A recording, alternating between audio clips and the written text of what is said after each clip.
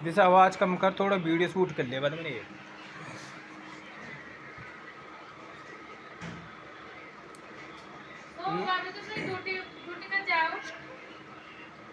नमस्कारम। बड़े बड़े बुद्धिजीवियों और मनुष्यों के मन में प्रश्न हमेशा उठता आया है कि जो जगत है, जो आंखों से दिखता है, आखिर वो कैसे बना है। बड़े बड़े ग्रह, उपग्रह, तारे, सितारे, गैलेक्सियाँ, आखिर ये कैसे बनी। हमारा आधुनिक विज्ञान भी इसका जवाब केवल मूल कणों तक ही दे पाता है। Dark matter, dark energy, space अर्थात आकाश की संरचना के बारे में वे नहीं बता पाता। इस संसार में अनादि क्या है, इसका उत्तर भी आज आधुनिक विज्ञानियों के पास नहीं है।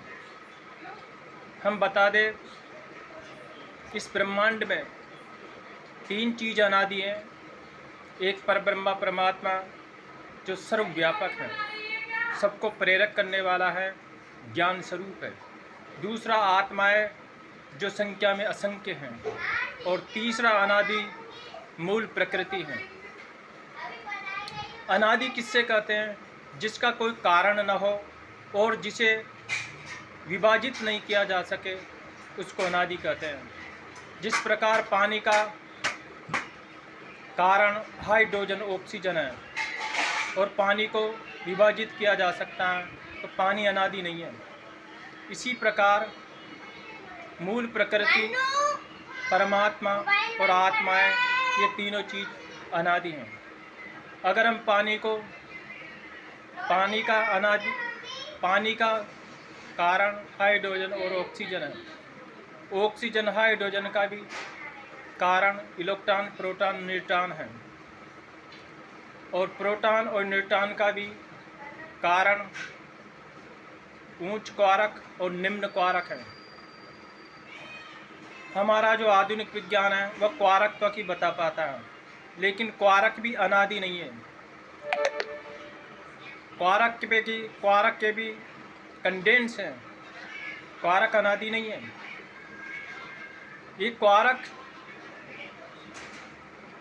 ये प्राण, छंद रश्मियों और मास और ऋतु रश्मियों से मिलकर बनता है। परब्रह्म परमात्मा जब मूल प्रकृति को ओम रश्मि से क्रियाशील करता है, तो मूल प्रकृति म तत्व में कन्वर्ट होती है। फिर म तत्व से मनस तत्व कन्वर्ट होता है। म तत्व सर्वव्यापक पदार्थ हैं। मूल प्रकृति से म तत्व से मनस तत्व की उत्पत्ति होती है। और इसी म तत्व से फिर प्राण रश्मियाँ, छंद रश्मियाँ, मास और ऋतु रश्मियाँ, अनेक प्रकार की रश्मियों की उत्पत्ति होती है।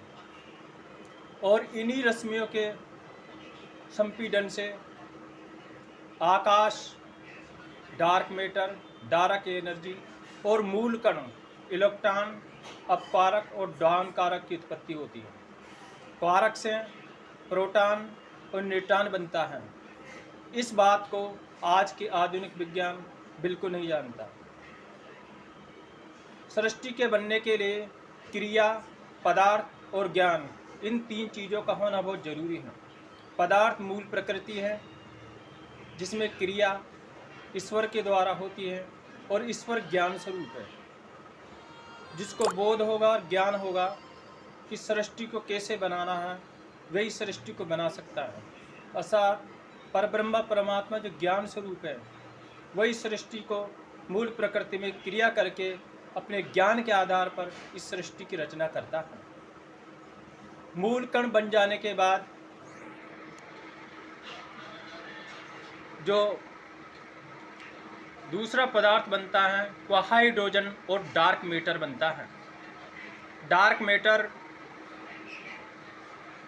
हाइड्रोजन को एक जगह घनीभूत करके गैलेक्सियों का निर्माण करता है।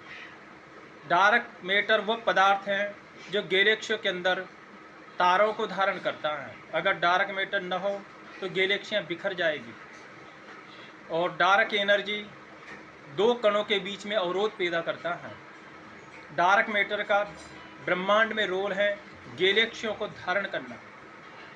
जब गैलेक्सी बनने के पहले, जब गैलेक्सी नहीं बनी थी, तब यही डार्क मैटर हाइड्रोजन और अन्य परमाणु को एक जगह इकट्ठा करता है। इकट्ठा होने के बाद नेबुलाओं का निर्माण होता है और नेबुलाओं के बाद उसी नेबुला में सितारों का निर्माण होता है। ब्रह्मांड में 1 खरब गैलेक्सी हैं। उसी गैलेक्सी में हमारी गैलेक्सी मिल्की वे है। एक गैलेक्सी के अंदर 1 अरब तारे होते हैं। सूर्य भी उन तारों में से एक है और अरबों ग्रह मौजूद हैं। हर तारे का एक अपना सौर मंडल है, ग्रह मंडल मौजूद है। इसी प्रकार की सृष्टि बनती है। जय हिंद, जय भारत। प्राण रश्मियाँ 11 प्रकार की होती हैं और छंद रश्मियों के 7 प्रकार हैं। प्राण रश्मियाँ, छंद रश्मियाँ आदियों के मिलने से ही मूल कणों का निर्माण होता है। ये जो क्वारक हैं, अगर इसे तोड़ा जाए, इलेक्ट्रॉन अप कारक और डाउन कारक को तोड़ा जाए तो रश्मियों में टूट जाएगा, और रश्मियों को भी फिर तोड़ा जाए तो रश्मियाँ मनस तत्व से पैदा होती हैं। आज हमने आपको ज्ञान दिया, अद्वितीय ज्ञान है। जय हिंद, जय भारत।